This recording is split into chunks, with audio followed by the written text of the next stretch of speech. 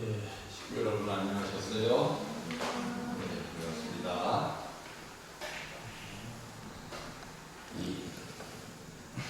조금 나이를 먹으니까 지금 변화가 오기 힘들어요.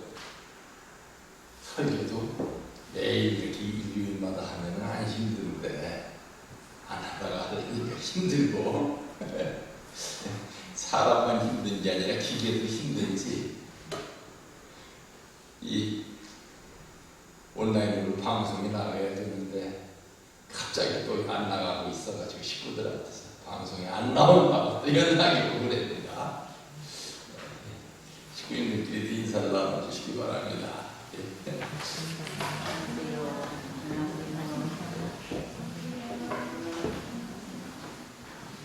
반갑습니다. 오늘은 62회 참자녀의 날 기념 설교를 하겠습니다. 하늘이 문제를 푸시는 방법이라고 오늘 설교 제목을 정해보았는데요. 사실 하나님의 섭리는 모든 것이 다 말씀이나 인격이나 심정이나 이런 것이 다 뭐에 해당이 되느냐, 하늘이 문제를 푸시는 방법입니다. 하늘이 문제를 푸시기 위해서 말씀을 주시고, 하늘이 문제를 풀기 위해서 섭리를 하시고, 하늘의 문제를 푸시기 위해서 사랑을 하시고, 모든 것이 다 하늘이 문제를 푸시는 방법입니다. 그런데 우리는 신앙생활을 몇십 년 동안 했다고 하면서도 문제를 풀 적에 하늘이 푸시는 방법으로 풀려고 하지를 않고 인간이 문제를 푸는 방법으로 풀려고 합니다. 하늘이 문제를 푸시는 방법과 인간이 문제를 풀려고 하는 방법은 어떻게 다르냐? 정확한 비교가 될지 모르겠는데, 인간이 문제를 푸는 방법은 약을 먹을 때 양약을 먹는 것과 같은 것 같아요. 그 효과가 즉시 나타나는 것 같은데 후유증이 있거나 근본적인 치료가 안 되죠. 하나님이 문제를 푸시는 방법은 한약으로 우리 병을 치료하는 것과 비슷할 것 같아요. 한약을 먹으면 금방 효과는 안 나타나는데 근본 치료가 되죠, 그죠? 그리고 후유증이 별로 없어요. 신앙생활을 우리가 오래 했다고 하면서도 문제가 생겼을 때 하늘의 방법으로 풀려고 해야지 인간의 방법으로 풀려고 하면 안 되는데 대부분이 인간의 방법으로 문제를 풀려고 해요. 그러다 보니까 효과가 즉시 나타나는 것 같은데 그 효과가 지속되지를 못하고 근본적인 치료 방법이 되지를 못해서 늘 문제를 일으킵니다. 그래서 오늘은 짧은 시간, 참 이 목사가 단상에 서가지고 설교하는 시간은 식구들이 들을 때는 긴 시간이었습니다만 목사한테는 하고 싶은 얘기를 하는 데 있어서 할 얘기를 다 못하는 아주 짧은 시간이에요. 비록 짧은 시간이지만 이 문제에 대해서 좀 한번 깊게 한번 생각해 봐야겠다 생각을 했습니다.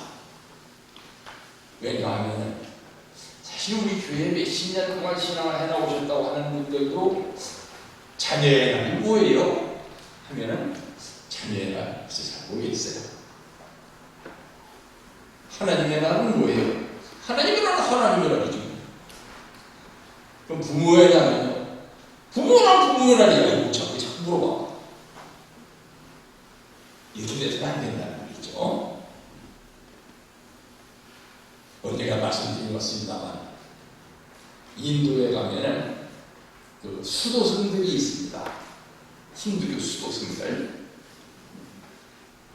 그 강가에 가볼 것 같으면 겐지스강이나 인더스강 강가에 보면은 완전히 꼴을 보면 거지 꼴이에요. 그냥 거지가 아니라 꼭 그 영화에 나오는 미라 같아요. 얼마나 금식을 많이 했는지 뼈다귀만 나오고 있어요. 목욕은 1년에 한 번 하는지 마는지 막 눈가에 눈곱도 막 떠덕떠덕 끼어있고 때가 줄줄 흐르고 그 꼴을 볼 수가 없어요. 근데 그 사람한테 가서 평화라는 얘기를 했다가는 3시간을 들어도 다 못 듣는 얘기를 들어요. 한 얘기를 도대풀이 하는 게 아니에요. 처음 하는 얘기만 3시간을 하는데도 끝이 안 나요. 무슨 얘기를 하려니까 무슨 문제에 대해서 깊게 생각한다 이거예요. 우리 식구들의 그 문제점은 어디에 있는가 하면 뭐가 뭐냐면 그건 뭐지 뭐 하고 금방 결론을 내리는 것 같은데 그럼 그런 결론을 내리게 된 과정이 어떻게 됩니까? 하고 물어보면 과정을 설명하지 못하는 거예요. 사실은 중요한 것은 과정이에요. 왜 과정이 중요하겠습니까? 과정이야말로 문제를 푸는 방법이기 때문이에요. 그죠? 우리 집이 어디에 있다? 교회에서 우리 집을 가려고 하면 어떻게 해서 가야 된다. 그게 중요하잖아요. 그죠? 우리 집이 어디 있다? 당신 집을 가려면 어떻게 가야 되는데요? 글쎄, 어떻게 가야 되는지 나도 몰라. 그래서는 우리 집이 아니죠. 그죠? 최소한 몇 번 버스를 타고 몇 정거장을 가서 어떻게 해서 내려서 어떻게 가야 된다든가 과정이라는 것이 중요한 것입니다. 근데 과정을 무시하고 있고 결과만 추구하다 보니까 매일 바람쥐 쳇바퀴예요.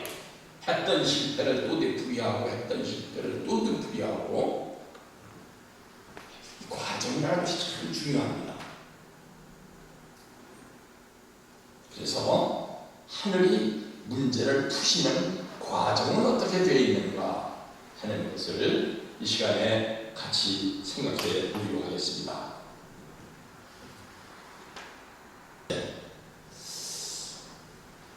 자녀의 날, 우리가 이제 62회 참 자녀의 날을 맞이했는데 62회 참 자녀의 날이 어떤 의미를 가지고 있느냐. 지금까지 초창기에 우리 교회에 들어와가지고 지금까지 살아계신 식구님들은 이제 62번째 자녀의 날을 맞이하는 거예요. 그죠? 그러면 62번째 자녀의 날을 맞이했는데 자녀의 날이 뭡니까? 누가 물어봤을 때 아까 인도의 그 수도승처럼 3시간 동안은 설명 못할지라도 자녀의 날은 이런 것입니다. 이래서 참부모님께서 자녀의 날을 선포하셨습니다. 그리고 이 자녀의 날을 중심 삼은 섭리가 이런 것입니다. 그래서 자녀의 날을 선포하신 뒤로다가 이렇게 자녀의 날을 중심 삼은 섭리가 이어져 왔습니다. 그 효과는 이렇습니다. 이게 설명을 해줘야 되는데 62번째 자녀의 날을 맞이했으면서도 자녀의 날이 뭡니까? 그러고 물으면 글쎄 잘 모르겠어요. 이래서는 안 된단 말입니다. 자녀의 날은 뭔가 하면 우리 교회의 추수감사절이에요.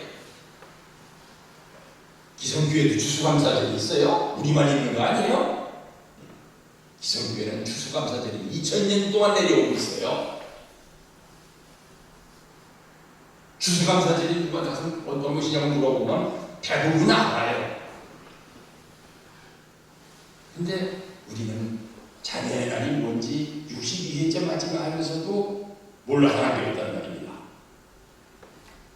자녀의 날은 1960년 11월 19일 음력으로 10월 1일에 우리 4대 명절은 하나님의 날만 양력으로 되어 있고 나머지 3개는 전부 음력입니다. 원래부터가.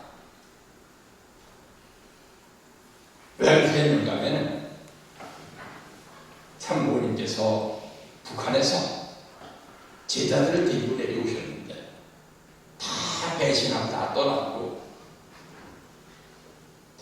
그래서 처음 선리를 다시 출발시키실 때 한 분의 남성과 세 분의 여성을 데리고 출발을 하셨어요. 이것을 길이 기억하게 하기 위해서 하나님의 나라를 남성을 대표하는 양력을 하셨고 나머지는 음력을 하셨습니다. 그래서 음력 10월 1일에 창호원께서는 전 본부교회에서, 전 본부교회는 청파동에 있는 옛날 본부교회, 거기에서 최초로 추수감사절 예배를 주재하셨습니다. 오전 8시 30분에 참어머님 삼위기대와 삼가정만이, 참어머님 삼위기대라는 그 최원복 선생님하고 이정복 선생님하고 참어머님하고 세 분이 참어머님 삼위기대예요. 옛날에는 그래서 이 최원복 선생님이나 이정복 선생님을 정복 어머님, 원복 어머님 그랬었습니다. 이 삼위기대와 그리고 삼가정, 김원주 선생님 가정, 유효원 협회장님 가정, 그리고 김영희 회장님 가정, 이 세 가정을 삼가정이라고 합니다. 삼가정만 참석하는 가운데 12가지 곡식과 과일을 진설하시고 경배식을 올리셨습니다. 이건 우리 식은 늘 내적 식과 외적 식이 같이 있어요. 우리 여러분들 이제 한동안 이 코로나 때문에 전국 행사가 많이 없었습니다만, 전국 행사가 어떤 행사가 있다 그러면은 우리는 올라가서 청신평화월드센터에서 전국 행사에 참석하죠, 그죠? 천정궁에서 내적 행사가 있고 나서 외적 행사가 청신평화월드센터에서 진행이 되는 것입니다. 그래서 내적 행사를 마치신 다음에 낮 11시 30분에 전체 식구들과 외적 행사를 하셨습니다. 직접 전면에는 식구들이 직접 농사지은 12가지 곡식이 정설들의 진설이 되고 모든 식구들에게는 감사헌금 봉투가 한 장씩 분배됐습니다. 그리고 정성껏 헌금하게 했습니다. 그러면서 참 아버님께서는 오늘은 자녀의 절기요 절실의 절기다라고 말씀하셨습니다. 그때는 추수감사절이구나 했는데 그 다음 똑같은 날짜가 되니까 지난번에는 추수감사절이라고 선포를 했는데 이번에는 1주년 자녀의 날로다가 앞으로 지키기로 하겠다 하고 선포를 하신 것입니다. 그래서 이것이 자녀의 날로 제정 공포가 됐습니다.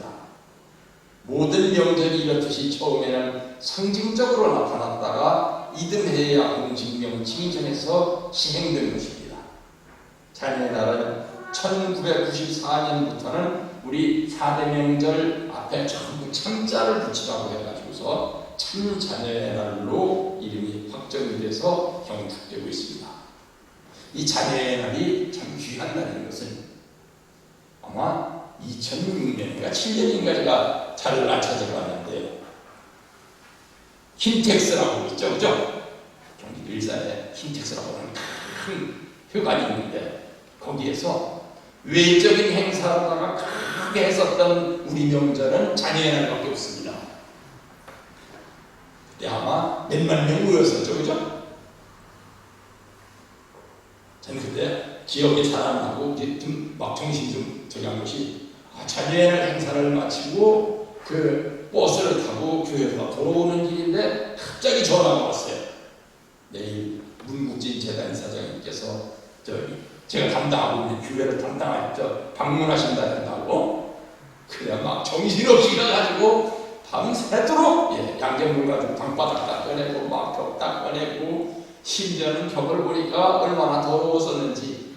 제가 신고했던 교회는 인천에서도 제일 작은 교회에 있었어요. 당시에 이제 신문사에서 15년 동안 있다가 다시 목회가 돌아올라니까 협회에서는 좀 큰 교회를 해주겠다고, 옛날에 협회 국장까지 했다고 해주겠다고 했는데 아니라고. 15년 동안 목회를 하다가 안 하다가 이제 돌아왔으니까 제일 작은 교회를 가져달라 했더니 제일 작은 교회가 어디 있느냐고 자꾸 찾다가 해드렸는데 6가정이 있는 교회였습니다. 그냥 가정집이에요.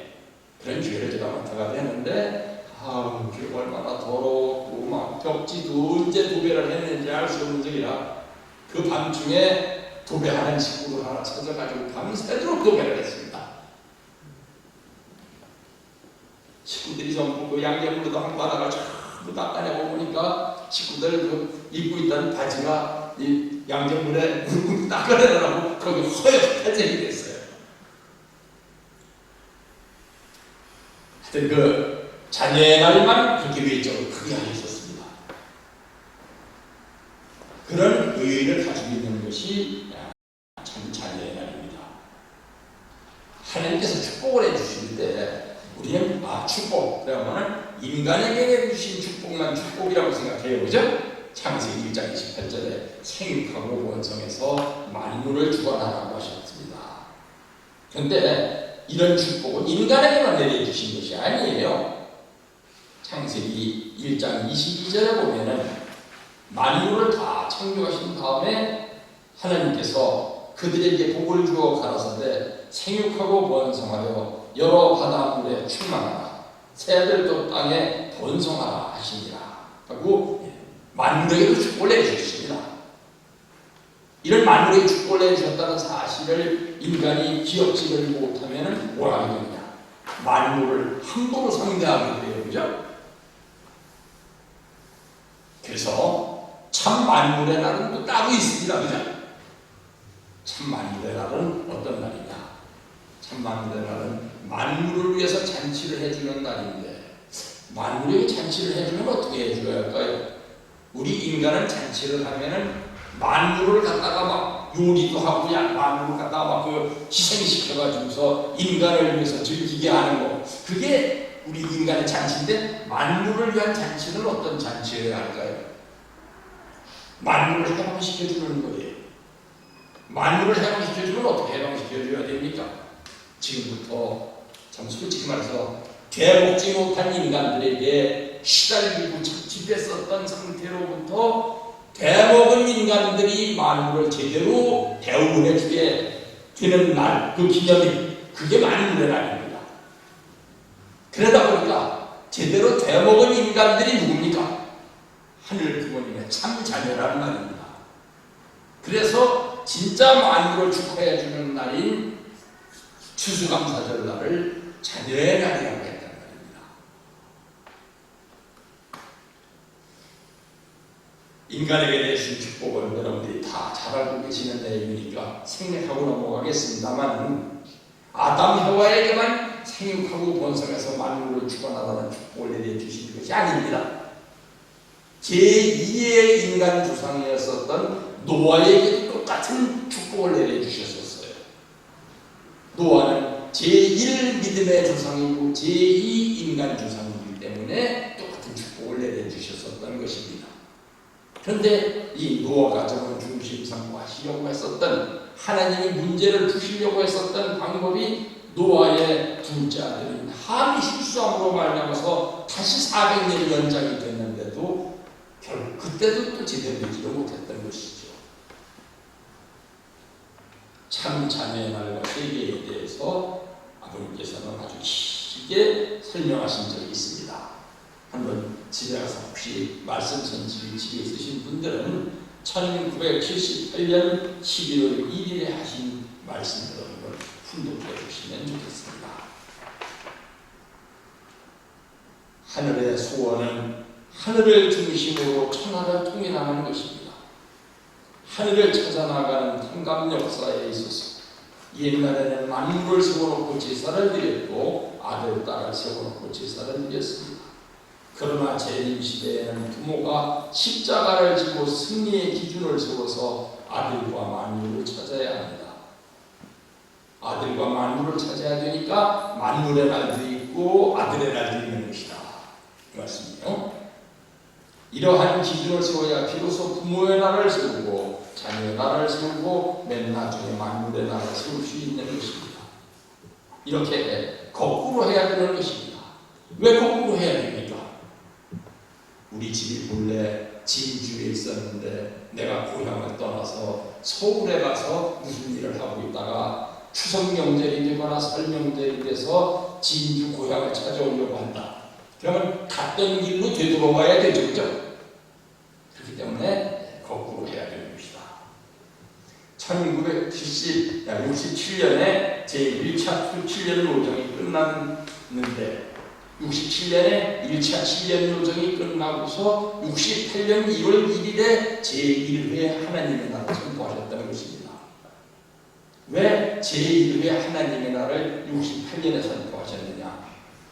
1차 7년 노정은 부모님 가정이 걸어가신 노정이에요. 60년에 성혼식을 하시고 7년 동안 아버님이 어머님을 키우신 거예요. 그래서 68년이 돼서 제2차 7년 노정이 출발하게 될 때에 하늘 부모님의 날, 그때부터 진짜 부모님 가정이 되신 거란 말입니다. 그래서 그때 하늘 부모님의 날을 68년 1월 1일에 선포하셨던 것입니다. 그 68년 1월 1일에 하늘 부모님의 날을 제2회를 선포하실 때 겉으로게 초라했어요. 그때는 지구장님이라고 했거든요. 교구장님을. 지금은 지구장님이라면 굉장히 막 경상남북도, 대구, 부산, 울산 합쳐가지고서 5개 교구를 합친 것을 1개 지구라고 합니다만 그때는 1개 교구가 1개 지구였었어요. 지구장님이 서울 가셔서 참모님 한 번 뵙고 오시더니 1월 1일에 다 잘 모여요. 그래서 갑자기 그냥 경배식이에요. 그냥 성초 하나 털어없어. 그런 다음에 오늘이 하나님의 날입니다 하고 하나님의 날에 대해서 설명해 주시고 그게 전부입니다. 그런데 선지가 발전하다 보니까 오늘날에 가서는 하늘 부모님의 날을 하고 있죠. 그죠? 68년 1월 1일에 제2차 7년 노정을 출발하는 새해 첫날에 하늘 부모님의 날을 선포했습니다. 그래서 그 순서를 보면 6대 명절을 개정하신 순서는 제일 먼저 하늘 부모님의 날이 있었던 것이 아니라 참 부모님 탄신일이 있었습니다. 기성교인들은 아마 그렇게 생각할 거예요. 아니 하나님보다 문선영 선생님이 더 훌륭하시단 말이야? 그렇게 특집이고요. 거꾸로 해서 올라가야 되니까 인간에게 이 무지무지한 인간들에게 하늘 부모님 하자도 모르는 인간들에게 하늘 부모님의 말을 설명해 줘야 되는데 처음 가르쳐주면 모르잖아요. 뭐같이 초등학교에 들어간 인간들한테 아까 조금 또 이래 이게 왜 이러죠?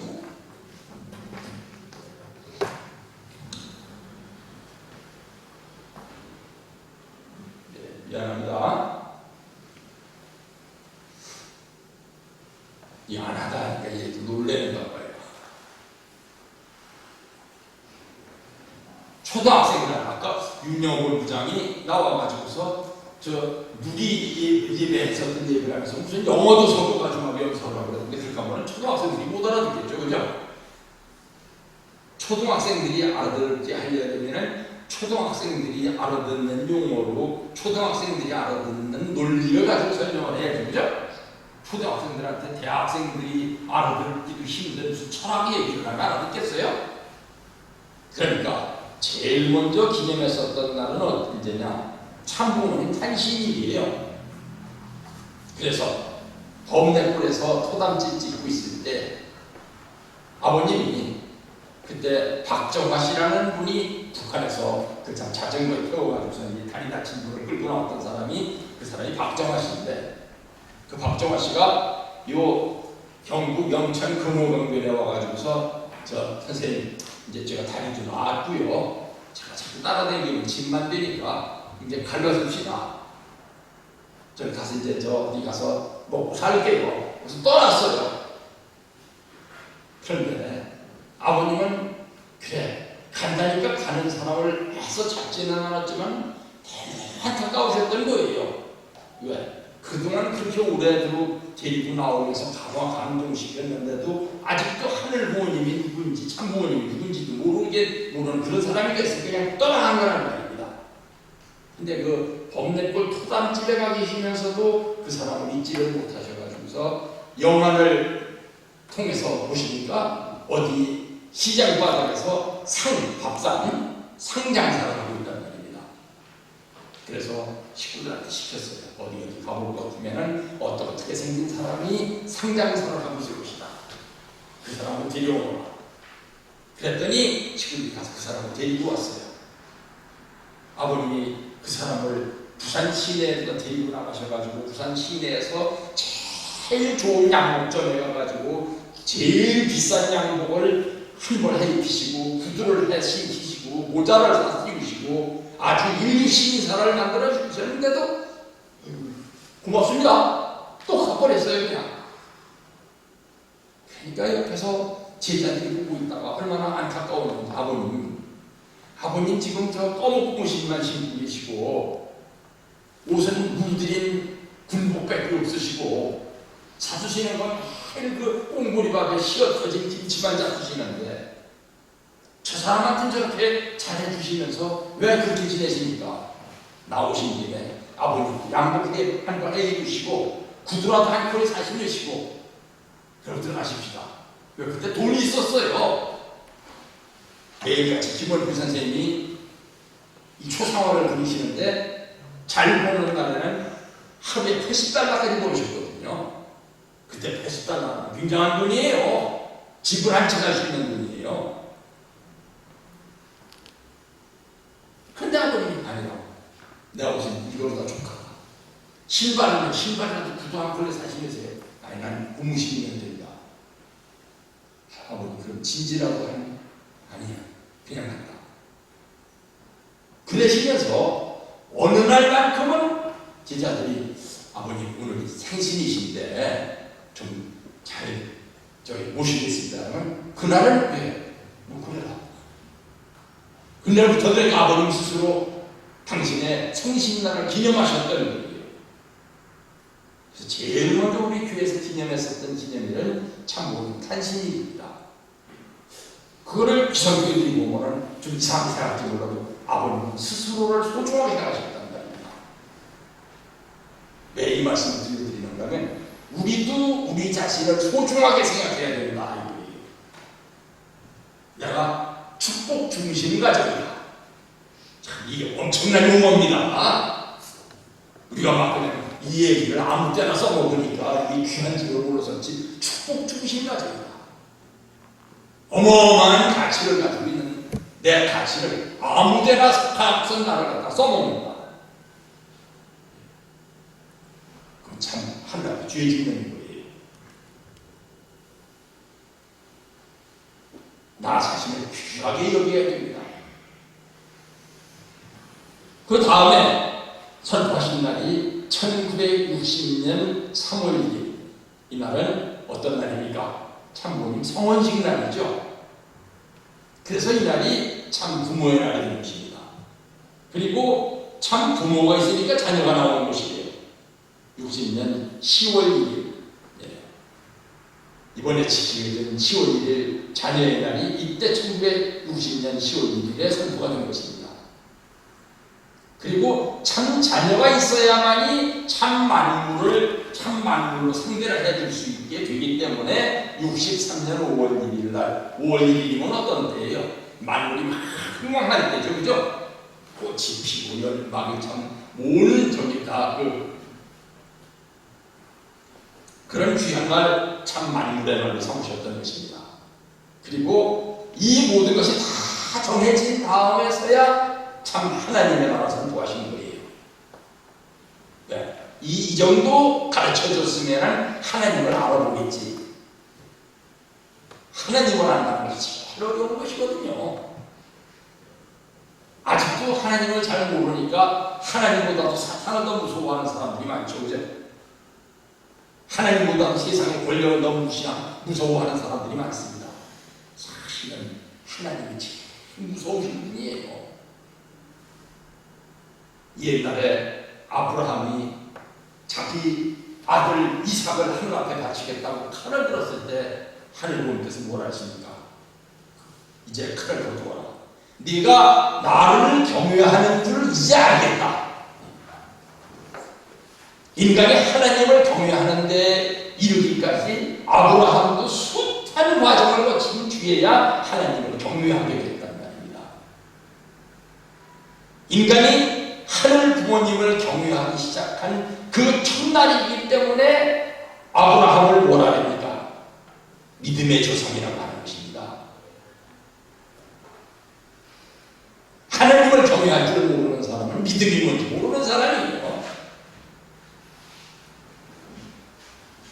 그리고 88년 10월 3일에 세계 통일국 개천일이라고 하는 것을 되는데, 이때는 왜 세계 통일국 개천일인가 하면 참부모님의 신앙의 조국이 되는 대한민국이 처음으로 세계의 중심 국가가 됐어요.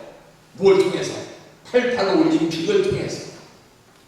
참 그전에는 바깥에 나가가지고서 참부모님이 내가 국적이 한국이야 하기가 참 부끄러웠어요. 한국 그러면은 미국에서는 미국 사람들이 코리아 그랬더니 어떤 사람이 있었습니다. 연세대학교 총장하던 사람이 뉴욕에 가서 택시를 탔어요. 택시 운전수가 쓱 돌아보니까 동양인이에요.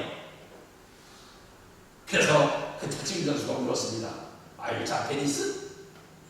당신 일본 사람입니까? No, I am Korean. 코리아? 하더니 일본 사람이라고 대답도 안 했는데 일본 좋은 나라죠. 완전 막 죽여서 오더니 아니요 나 코리안이면 한국 사람이라 했더니 코리안? 하면서 왼쪽으로 돌아오네 하는 얘가 그 먼지와 매출 구해라. 이렇던 나라가 88년 올림픽을 치게 되면서부터 올림픽을 치렀었던 세계의 중심국가 이렇게 올라선 거예요. 그래서 그날을 하나님께서 참부님께서 추하게 여기시고 오늘을 세계 통일국 개천일이라고 해가지고서 이날부터 한국이 세계적인 섭리의 중심국가로 제대로 등장하게 되는 날이다 선포하신 것입니다. 이런 날이 있는데도 불구하고 이때 88년까지의 우리나라의 경제 건설을 했었던 역사를 뒤집어가지고 오늘날 욕하고 있는 사람들이 있습니다. 이런 사람들은 하늘 부모님을 중심한 사고방식을 가진 인간이라고 할 수 없어요. 빨갱이들이 하는 짓이지.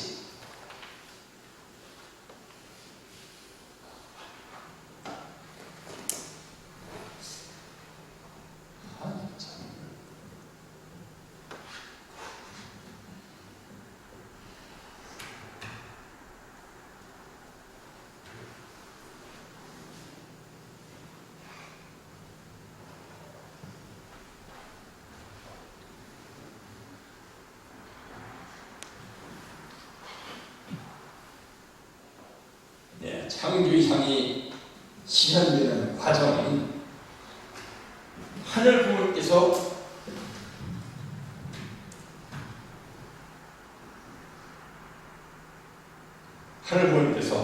제일 먼저 창조하신 것은 만물입니다. 땅을 먼저 창조하시는 거예요.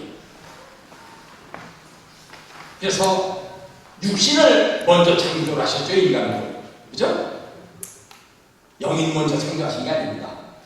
육신을 먼저 창조를 하셔가지고 흙으로다 사람을 이렇게 빚어넣으시고서 거기다가 하늘의 생기를 집어넣으셨더니 그것이 인간의 생명이 된 것입니다. 그래서 육신이 창조되고 영인체가 창조된 다음에 육신과 영인체가 하나가 돼가지고 인간이 된 것입니다.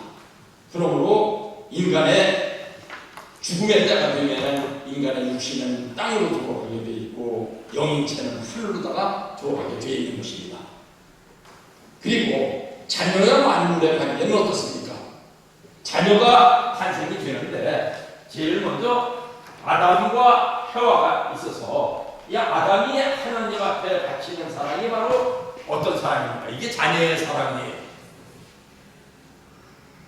자녀의 사랑이라는 말은 아담을 중심 삼고 나온 얘기지 하나님을 중심 삼고 나온 얘기가 아닙니다. 그리고 부부의 부부의 사랑이 있는 것입니다. 부부, 아담과 해와가 나누는 사랑. 그리고 부모의 사랑이 있는 것입니다. 부부의 사랑이라고 했는데 잘못된 겁니다. 부모의 사랑. 부모가 아담이 그리고 해와가 자녀를 사랑하는 사랑. 이 3대 사랑이 있는 것입니다. 이 3대 사랑을 두루 갖춘 인간이 어떻게 해야 만물을 주관을 해야 그 만물이 기뻐하게 되어 있다는 말입니다. 아버지 노릇도 제대로 못하는 아버지, 아들 노릇도 제대로 못하는 인간, 남편 아내 노릇도 제대로 못하는 인간, 이러한 인간이 만물을 주관하려고 한다. 그 만물은 주관당하는 것이 아니라 억지로 주관당하는 것이다. 그래서 로마서 8장 22절에 뭐라 했습니까? 만물이 인간한테 지금 주관을 당하고 있는데 주관 당하는 것이 기뻐서 당하는 것이 아니라 하나님이 너는 인간에게 주관 당하라고 하시니까 억지로 주관 당하고 있다. 로마서 8장 22절에 나온 얘기입니다. 억지로 주관 당하고 있다. 그 억지로 주관 당하고 있는 만물을 해방시켜줘야 된다. 그래서 성령의 처음 익은 열매를 받은 우리들까지도 성령의 처음 익은 열매를 받은 우리는 뭔가 하면 지금 이제 예수님을 믿게 된 인간을 얘기하는 거예요. 성령의 처음 익은 열매를 받은 우리도 하나님의 친자식임을 띠고 양자될 날을 기다리고 있다. 그 8장 23절입니다.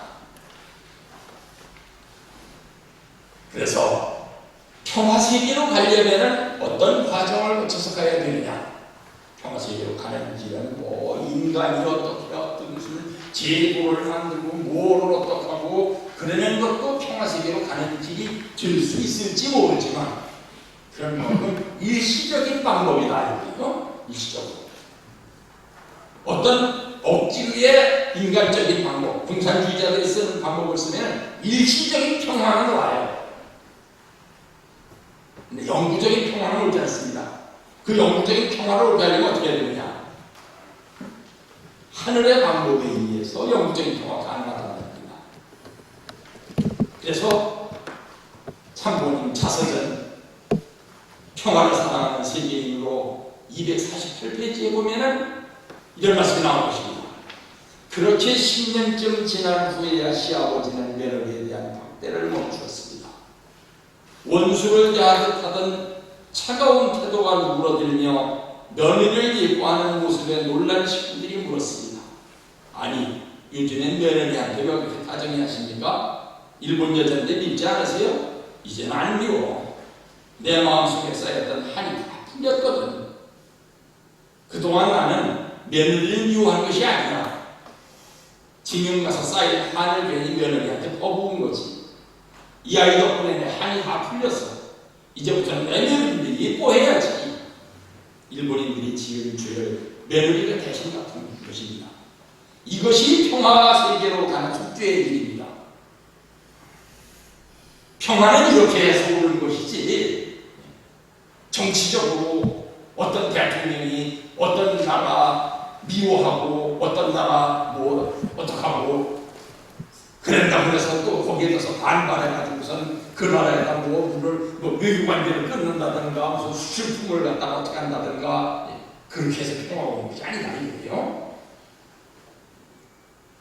이것이 성리 자서전에 나오는 말씀을 그냥 이렇게 소설을 읽듯이 읽으면은 그 깊은 의미를 알 수가 없습니다.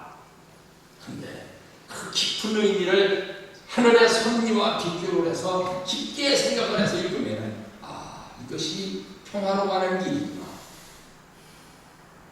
참고님께서는 이래서 이런 섭리를 하시는구나. 비로소 그 의미를 알 수 있는 것입니다. 그래서 이 내용은 뭐를 하시기 위한 것이냐? 하늘의 문제를 해결하시는 방법이다. 하늘의 문제를 해결하시기 위해서 우리한테 가르쳐 주신 원리 가운데 제일 중요한 원리가 뭐냐? 수수작용의 원리다. 이거예요. 세상의 모든 문제는 다 어디서 생기느냐? 수수작용이 안 되는 데서 문제가 생긴다. 이거예요. 한 번 의사가 나와가지고 텔레비에 나와서 얘기를 하는데 모든 것은 다 피하고 관련이 있습니다 하는 얘기를 하더라고요. 연세 많은 할아버지들, 할머니들 뭐 허리가 아프시다 그런다. 피가 제대로 안 통해서 그런 거 아니거든요. 다 피하고 관련이 있다. 혈액순환하고 관련이 있다. 그래서 혈액을 잘 순환시키면 만병이 통치가 된대요, 사실은. 그 얘기는 뭐냐? 수수작용만 잘 되면 우리 몸도 아무 이상 없다 이거죠, 그죠?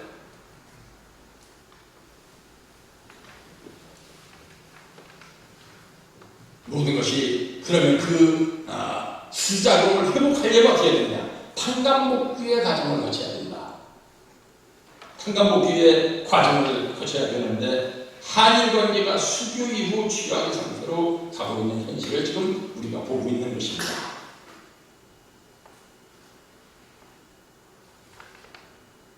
시간이 없으니까 좀 뛰어넘읍시다. 원리에는 반드시 우리가 알아야 될 중요한 내용이 5가지가 있습니다. 첫째는 수수작용의 원리입니다. 둘째는 인간 책임 분담, 셋째는 판간복귀, 넷째는 전형로장, 다섯째는 동시성으로 본 목기역사입니다. 무슨 원리가 제일 중요하다고요? 첫 번째로 수수작용의 원리. 두 번째 뭐가 중요하다고요? 인간 책임 분담. 세 번째 판간복귀. 넷째는 전형로장. 전형로장은 뭔가요? 인간이 어떤 문제에 봉착했을 때 그가 신앙인이라면 인간적인 방법을 가지고 풀려고 하지 말고 하나님이 문제를 어떻게 푸셨던가를 성경과 원리를 통해서 찾아보고 그 하나님이 문제를 푸셨던 방법을 내 걸어가는 전형고정으로 삼아서 본받게 될 적에 문제가 풀린다 이 거예요.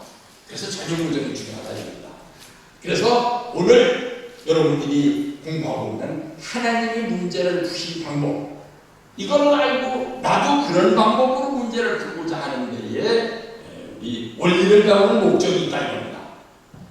다섯째는 동시성으로 보는 목기역사. 동시성으로 보는 목기역사는 뭐냐고 하면 이 때가 어떤 때인가를 알려면 동시성으로 보는 목기역사를 보는 방법밖에 다른 방법이 없어요. 때가 아닌데 때의 일을 하려고 하면 그걸 뭐라 합니까? 때 아닌데 때의 것을 말하는 것은 뭐라 해요? 그것이 다 타락성 본성이에요. 그죠? 문제를 풀려고 하는데 때도 모르고 문제를 풀려고 해서는 풀 수 없단 말입니다. 그래서 동시성으로 복귀 역사를 알고 지금 때가 이런 때구나 하고 그 문제를 풀려고 해야지 아무 때나 할 수 있는 게 아니다. 하나 좀 재밌는 얘기 하겠습니다만 제가 학사교구장이었었던 시절에 그때 학사교구장은 그냥 원년교구장이 아니에요. 아버님이 한남동에서 회의 하시려면 교회교구장하고 학사교구장 같이 부르셨어요. 야, 이 선의를 이해하기 아무리 죽였었습니다. 그때인데 아버님을 모시고 한남동에서 회의를 하다 말고 강원도 학사교구장 하신다는 분이 제가 막내 교구장에 있었기 때문에 다 저를 선배드렸었습니다. 그분이 잠깐 이렇게 짬이 있는데 저 아버님 권의사항이 있습니다. 그러니까 아버님 갑자기 권의사항이 있다는 게 쳐다보셨어요. 그래, 뭔 권의를 하려고 그러냐. 일어나라고 하는 얘기가 아버님 저 축복이 있은 지 몇 년이 돼가지고서 지금 일산에 나와 있는 향토학교 간사나 학사장들이 전부 노처녀가 됐습니다. 축복 좀 시켜주셨으면 좋겠습니다. 그랬더니 그럴 때는 아버님이 아주 보통 때는 인자한 모습으로 계시다가 갑자기 무서운 모습으로 변하셔요. 얼굴 모습이 막 무서운 모습으로 확 뻗기더니 하시는 말씀이 녀석 그게 네가 거리에서 들리게 축복이라는 걸 아무 때나 시키는 줄 알아? 축복은 천지에 때가 맞아야지 시키는 것이지 뭐 봐가지고 노처녀가 많이 생겼다느니 뭐 전도가 안 되고 있으니까 축복을 시켜야 되겠다느니 그래서 시키는 게 아니다 이거예요. 그래서 동시성으로 보는 역사를 우리가 알아야 된다는 것입니다. 이번에 말입니다. 이 말씀 가운데 지금 훈독한 내용이 며칠 전에 훈독한 내용이죠, 그죠? 거기에 충청도 어디에 가볼 것 같으면 참 학교의 자모회장도 우리 일본 선교사고 모두 일본 선교사고 하는 그런 얘기가 나오는데 이거 어디가 하면 충청도에 있는 미원교회라는 교회예요. 이 미원교회 얘기가 요번에 나온 통일세계에 나와 있습니다. 집에 가서 한번 청소년들은 찾아보세요. 미원교회 얘기가 나오는데 미원이라니까 뭐가 들어간다요. 조미료밖에 생각이 안 나죠? 그 미원하고는 달라요. 이 원자가 붙어있는 곳은 옛날에 뭐가 있던 곳인가 하면은 혹시 김초장님 아세요? 우리 지명 가운데 원자가 붙어있는 데는 옛날에 역이 있던 곳입니다. 역. 지금은 역 하면은 뭘 생각해요? 기차역을 생각하죠, 그죠? 옛날에는 역이 뭐 있던 곳이냐면 말을 갈아타는 곳이에요. 그런 역이 있던 곳이에요. 미원인데 거기에 옛날에 참 우리 36가정들이 나와서 교회를 개척하셔가지고 36가정들이 개척하시던 시절에 교회가 있었던 곳이에요. 그래서 거기에 참모님께서 와서 주무시고 간 집도 있고 그랬었는데 옛날에 지금 가면 다 부서지고 없어요. 그걸 참 보존을 했어야 되는데 그랬다가 88년에 와가지고서 아버님께서 기대장이라고 하는 제도를 만드셨어요. 교역장하고 교구장 사이에 기대장이라는 그 제도를 만들고 그 사람들이 뭐 했는가 하면은 주로 면 땅에 땅 사러 다녔습니다. 저도 그때 땅 사러 다녔었던 사람이에요. 김흥수라고 하는 그 기대장이 그 미원이라는 데 와서 다시 땅을 샀어요. 그리고 협회에다가 보고를 했더니 거기다가는 식구가 있느냐 없느냐 미원에 식구가 하나도 없었어요 그때. 그래서 거기다 미원다가 그럼 식구는 없지만 그래도 교회를 지어라 하는 지시가 협회에서 떨어져가지고 교회를 지어놨는데 교회장도 없고 식구도 없고 그러다 보니까 완전히 흉가가 돼가지고서 거기 새로 지어놓은 벽돌 건물인데 이 정도 되는 건물이에요. 큰 건물인데 거기 와가지고선 저 동네 깡패들이 와가지고선 담배 피우고 가고 본드 흡입하고 가고 거기 가서 못된 짓도 하고 신지하는 거 싸움짓도 하고 지하실이 큰 지하실이 있었는데 논을 사가지고선 교회를 만들었기 때문에 그 지하실에 물이 고여가지고선 지하실에 가보면 개구리가 막 헤엄쳐다니고 별없는 흉가였었어요. 그래서 보는 사람들마다 아이고 전 미원에다가 저렇게 뭐하러 건물을 지어놓고 교회장 식구도 없고 그러고 있었는데 그 충북에 가보면은 음성군 금왕읍이라는 데가 있는데 옛날에 그 무국이라고 해가지고 금이 나오는 데예요. 그 금왕이라는 데서 금왕교회가 옛날에는 부흥했었는데 거기도 완전히 쫄딱 망해가지고서 식구가 서너 명밖에 없는데 아주 큰 가난한 교회였어요. 거기에 6천 가족이 축복을 받고서 한성구 교회장이라는 사람이 6천 가족으로 거기 부임을 해가지고 하는데 정말 만나면 눈물을 찔찔 짜면서 아이 뭐를 해볼라니 뭐도 없고 뭐를 해볼라니 뭐도 없고 승질나 죽겠다고 내가 돌리고 있었어요. 조금 제가 설명을 한 사람보다 그래서 그 사람한테 얘기했습니다. 하늘에 때가 있는 분이니까 좀 참고 기다리면서 당신의 본분을 다하시오. 그랬는데 말입니다. 이 한성구 교회장이 전도를 하고 다니다가 누구를 만났는가 하면 소아마비가 돼가지고 다리가 이제 젊어서 다니면서 이제 목발을 짚고선 돌아다니다가 돌아다닐 수 없는 사람이에요. 그런 사람을 하나 만났어요. 근데 그 사람이 어깨가 큰 가방 하나 밀고 있길래 왜 밀고 있는가 봤더니 시계점마다 돌아다니면서 시계 구매하고 다니는 사람이에요. 그 사람하고 대화를 하다 보니까 그 사람이 고등학교를 어디를 나왔는가 하면 서울에 있는 삼육고등학교라는 고등학교를 나왔는데 삼육고등학교는 제7일 안식일 교회에서 경영하는 그 고등학교입니다만 거기서 말하자면 그 채플 시간에 성경을 배웠기 때문에 성경에 대해서 좀 알고 있는 사람이었어요. 그 사람한테 얘기를 하니까 그 사람이 나도 미션 스쿨 출신인데 하면서 토론이 붙었어요. 그래서 애써서 그 사람을 전도를 했습니다. 그랬더니 그 사람이 7일 수련을 받고 나더니 교구장님한테 와서 얘기한 거예요. 교구장님, 제가 7일 수련을 받고 나니까 말입니다. 시계 이렇게 하고 다니니까 우리나라에서는 저 장애인들한테 시계 기술이나 이런 걸 가르쳐줬었습니다. 앉아서 할 수 있는 일이라고 하고 시계를 할 게 아니라 제가 고향에 가서 교회를 해야 할 것 같아요. 그러니까 교구장님으로서는 귀가 먼저 뜬 겁니다. 저 고향이 어딘데? 지금 고향이 미원이에요. 아이고 거기에 교회가 있는데 지금 그 지하실에 깨물이 거기에 뭘 치고 다닌다고 거기 가서 좀 교회 좀 해보라고 갔더니 사람이 말입니다. 이렇게 치고 다니는데도 이게 얼마나 센지 이제 다리 저기 한 사람 중에 주먹 센 사람이 있어요.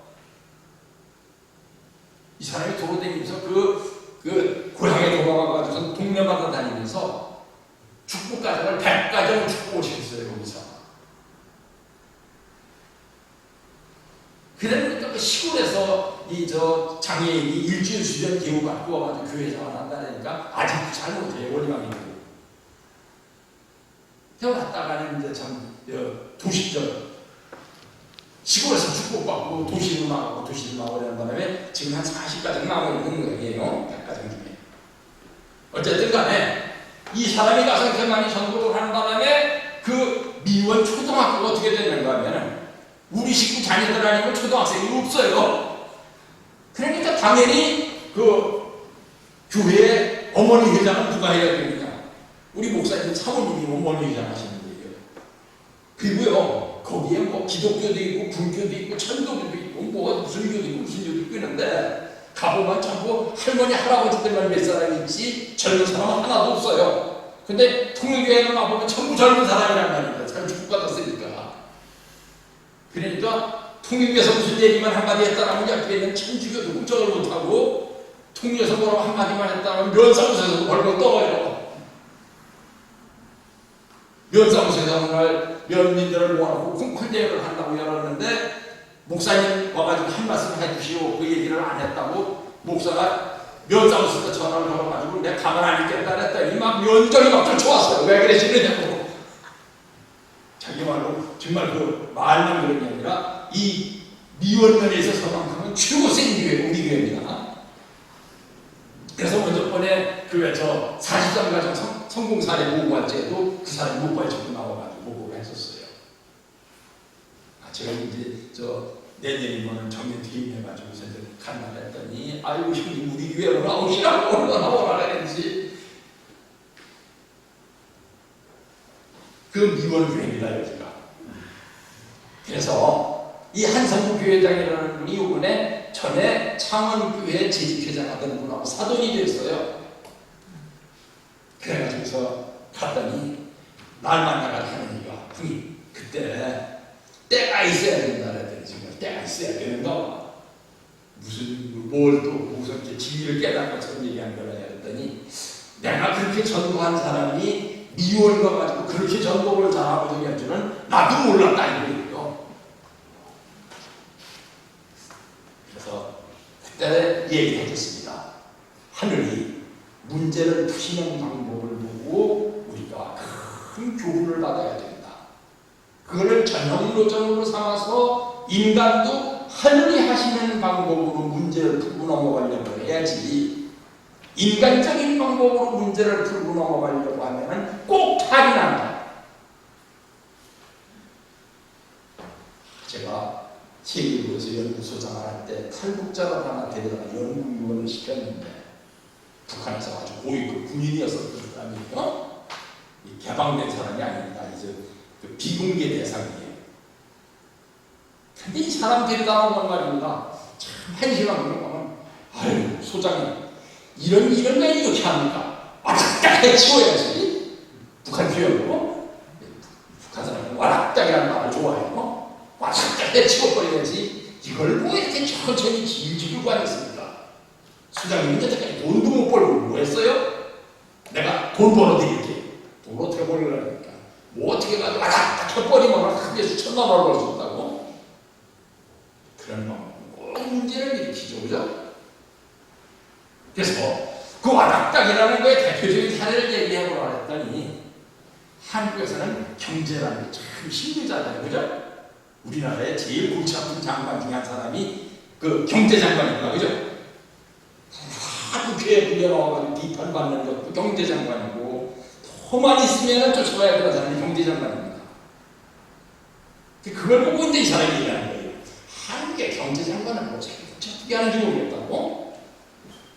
북한에서는 어떻게 하느냐 했더니, 인민들이 돈이 없다면 은행에서 돈을 찍어가지고 막 뿌린대요.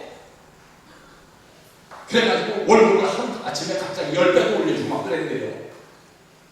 근데 그렇게 10배로 올려주면 북한에서 10배로 올려준 월급을 가지고 인민들이 나가서 가게에 가서 물건 살 게 있느냐? 물건 살 게 또 없어요. 돈 가지고 가지고. 그래서 이 인민들이 말입니다. 월급은 1,000원을 받았는데 나가서 쓸 수 있는 돈은 100원밖에 없단 말입니다. 900원이 남을 거 아니에요. 이거를 북한에서는 은행에 갖다 예금도 안 하고 전부 항아리수 하나를 이렇게 부엌에다가 항아리에다 다 모아놓는데요. 그러면 항아리에 돈이 가득 채여 있어가지고서 시중에 돈이 안 돌아다닌단 말입니다. 그러면 또 물가가 또 올라가잖아요. 그죠? 그럼 또 올려준대요, 월급을. 그랬다가 통화량이 너무 많은데도 시중에 그 돈이 없다 그러면은 갑자기 화폐개혁을 단행하면서 화폐를 100분의 1로 다 덮어버리는 거예요. 그래서 북한은 지금까지 9번이나 화폐개혁을 했습니다. 그런데 이번에도 또 화폐개혁에 또 실패를 해가지고 화폐개혁했었던 담당자는 총살당했어요. 그런 식으로 왔다 해치우는 일은 또 문제를 일으킵니다. 하늘이 푸시는 방법은 근본 문제로 들어가가지고선 차근해가지고서 순종불복이라는 방법을 통해가지고서 자연스럽게 문제를 푸는 방법이지 왔다 해치우는 방법이 아니에요. 근데 우리나라에서도 그냥 무슨 일을 왔다 해치우려는 사람들이 있어요. 그래서 그 사람들은 뭐라 합니까? 급진주의자라 그러죠. 그죠? 급진주의는 급히 먹는 밥이 체한단 말이죠. 그 문제는 이것입니다.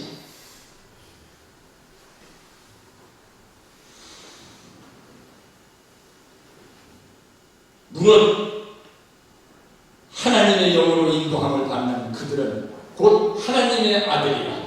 너희는 다시 무서워하는 종의 영을 갖지 아니하였고 양자의 영을 받았으므로 아바 아버지라 부르니라. 성령이 친히 우리 영으로 더불어 우리가 하나님의 자녀인 것을 증거하시나니 자녀이면 또한 후사 곧 하나님의 후사여 그리스도와 함께한 후사니 우리가 그와 함께 영광을 받기 위하여 고난도 함께 받아야 될 것입니다. 생각건대 현재의 고난은 장차 우리에게 나타날 영광과 좋게 비교할 수 없다. 피조물에 고대하는 바는 하나님의 아들들에 나타나는 것이니 피조물이 허무한데 굴복하는 것은 자기 뜻이 아니요 오직 굴복해 하시는 이로 말미암음이나 그 바라는 것은 피조물도 썩어짐의 종으로 탄다서 해방되어 하나님의 자녀들의 영광의 자유에 이르는 것이다. 이게 만물의 나타난 말입니다. 이게 자녀라고.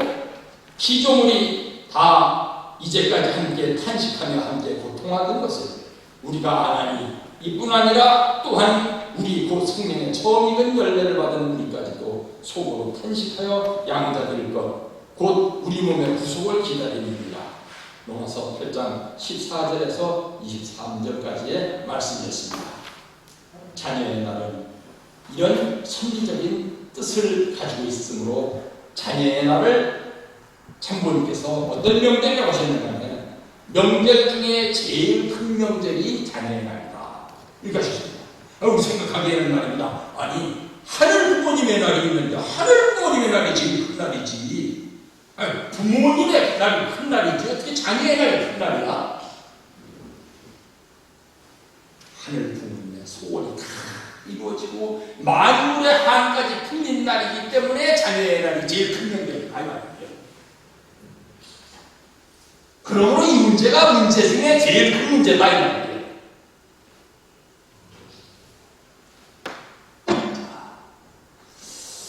제가 성경 한 문제 더 읽으면서 오늘 말씀을 마치겠습니다. 베드로후서 3장 9절의 말씀에 보면 이런 말씀이 있습니다. 주의 약속은 어떤 이에 더디다고 생각하는 것 같이 더딘 것이 아니라 오직 너희를 대하여 오래 참으사 아무도 멸망치 않고 다 회개하기에 이르기를 원하시느니라. 하늘 방법을 쓰라고 했더니 아이고 그날까지 어떻게 기다립니까? 와닥딱 해치워야지. 근데 하늘 부모님의 방법은 더딘 방법이 아니다 그 말이에요. 이게 사실은 제일 빠른 방법이다.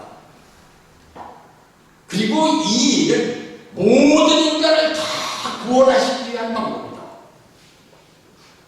그러므로 이 나라는 다 구원하시기 위한 방법이므로 누구는 처벌을 하고 누구에게는 상을 주기 위한 방법이 아니다 이 말씀이에요. 다 구원하기에 이르기를 바라시는 것이 하늘 부모님의 사랑이기 때문에 하늘 부모님의 방법은 모든 인간을 다 구원하기 위한 방법이다. 유진에 와서 말입니다. 430가정을 하라고 하고 또 43가정을 하라고 하고 뭘 하라고 뭘 하라고 하니까 식구들 생각이 아이고 글쎄 나는 그걸 못하니까 나는 이제 완전히 나보자구나. 나는 뭐 죽어서 천당에 못 가고 지옥 제일 밑에 땅에 가겠구나. 그런 것은 아니다 이 말이에요. 그것은 아니에요. 다 구원받게 하기 위해서 마지막 한 사람까지 다 구원하기 위해서 지옥 밑창에 있는 마지막 영혼까지 다 구원하시기 위해서 하시는 하나님의 사랑이지 벌을 주시기 위한 시험이 아니다. 그런 것을 우리가 아는 것이 중요하겠습니다. 그래서 하늘 부모님의 방법은 사랑이다 라고 말하는 것입니다.